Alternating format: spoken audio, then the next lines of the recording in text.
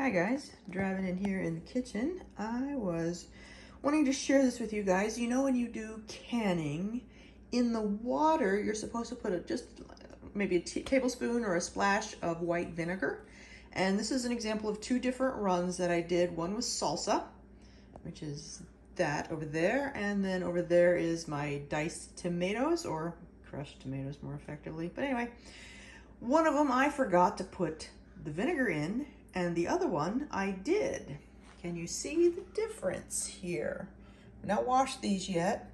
These do not have the vinegar in it. You can see that there's this dusty coating on things and on the glass as well. You can see the coating on things. And then over here, this has the vinegar. Actually, there we go.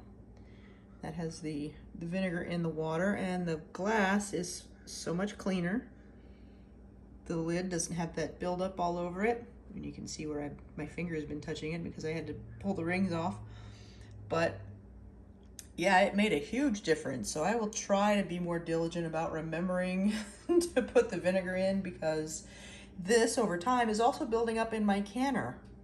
So I would like to not have to have hard water deposits in my canner as a result. So I just wanted to share this with you guys so you can see firsthand without vinegar in your canner and with vinegar in your canner, and the end result of that process. So it's actually doing something, and now you have proof.